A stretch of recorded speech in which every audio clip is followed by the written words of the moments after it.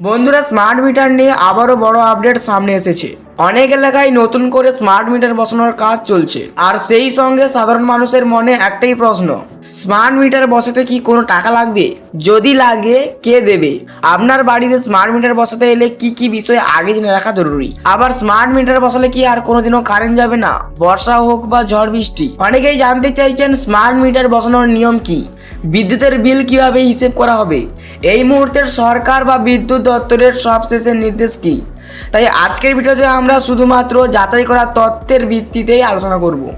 বর্তমান নিয়ম কি, গ্রাহকদের কি করতে হবে, কোন কাগজপত্র লাগতে পারে, আর স্মার্ট মিটার বসানোর সময় কি কি বিষয়গুলো অবশ্যই মাথায় রাখবেন। তাই ভিডিওর শেষ পর্যন্ত দেখুন, কারণ শেষে এমন কিছু গুরুত্বপূর্ণ তথ্য জানাবো যা স্মার্ট মিটার নিয়ে আপনার অনেক প্রশ্নের উত্তর পরিষ্কার করে দেবে। তার আগে যদি আপনি ফেসবুক পেজ থেকে দেখে থাকেন তাহলে পেজটিকে ফলো করুন, আর যদি ইউটিউব থেকে দেখে থাকেন তাহলে চ্যানেলটিকে সাবস্ক্রাইব করে পাশে থাকা বেল আইকনটি অল করে দিন, এরকম আরো নতুন নতুন ভিডিও পেতে। স্মার্ট মিটার বসালেই কি সত্যি বেশি টাকা দিতে হবে? দেখুন, প্রথমে একটা বিষয় পরিষ্কার করে দেই, স্মার্ট মিটার মানেই যে আপনার বিদ্যুৎ বিল হঠাৎ করেই বেড়ে যাবে এমন কোনো সরকারি নিয়ম নেই। তবে অনেকের মনে একটা প্রশ্ন রয়েছে, কারণ বিভিন্ন জায়গায় স্মার্ট মিটার বসানোর খবর সামনে আসছে।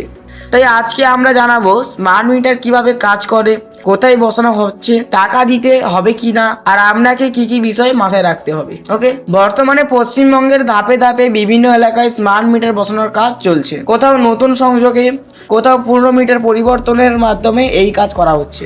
তবে সব এলাকায় একসঙ্গে এই ব্যবস্থা চালু হয়নি, তাই আপনার এলাকায় কবে বসবে সেটা বিদ্যুৎ দপ্তরের পরিকল্পনার উপর নির্ভর করছে। ওকে, স্মার্ট মিটার বসানোর জন্য আলাদা টাকা লাগবে? অনেকেই প্রশ্ন করছেন। সাধারণভাবে বিদ্যুৎ সংস্থা যে নিয়ম অনুযায়ী মিটার পরিবর্তন করে সেই প্রক্রিয়া গ্রাহকদের শর্ত কি হবে তা সংশ্লিষ্ট বিদ্যুৎ সংস্থা জানায়। তাই কেউ যদি আপনার কাছে স্মার্ট মিটার বসানোর নামে অতিরিক্ত টাকা দাবি করে তাহলে আগে অবশ্যই বিদ্যুৎ দপ্তর বা স্থানীয় অফিসে বিষয়টা নিয়ে আলোচনা করুন। কোনো গুজবে বিশ্বাস করবেন না। সবচেয়ে গুরুত্বপূর্ণ বিষয়, রিচার্জ বা ব্যালেন্স। যদি আপনার এলাকায় প্রিপেইড স্মার্ট মিটার চালু হয় তাহলে আপনাকে আগে থেকেই ব্যালেন্স রিচার্জ করে রাখতে হতে পারে।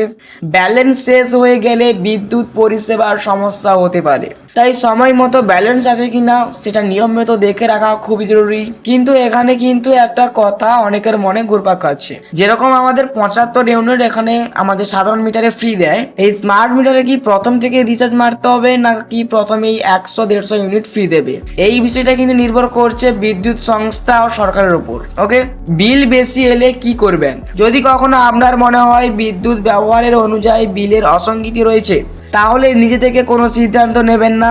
সঙ্গে সঙ্গে বিদ্যুৎ অফিসে লিখিত অভিযোগ করুন বা অফিসিয়াল কাস্টমার কেয়ারে যোগাযোগ করুন।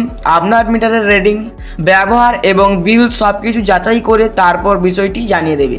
শেষ গুরুত্বপূর্ণ আপডেট, সোশ্যাল মিডিয়ায় স্মার্ট মিটার নিয়ে প্রতিদিন নানা ধরনের পোস্ট এবং ভিডিও ভাইরাল হচ্ছে, কিন্তু সব তথ্য সঠিক নয়। তাই শুধুমাত্র বিদ্যুৎ দপ্তরের অফিসিয়ালি ঘোষণা এবং নির্ভরযোগ্য তথ্যের ওপরই ভরসা করুন। নতুন কোনো সরকারি আপডেট বা নিয়ম প্রকাশ হলে আমরা সেই তথ্য আপনাদের কাছে বিস্তারিতভাবে জানিয়ে দেব। ততক্ষণ চ্যানেলটিকে সাবস্ক্রাইব করে রাখুন, আর স্ক্রিনে ওই ভিডিও যদি ইন্টারেস্ট থাকো তো দেখে নাও।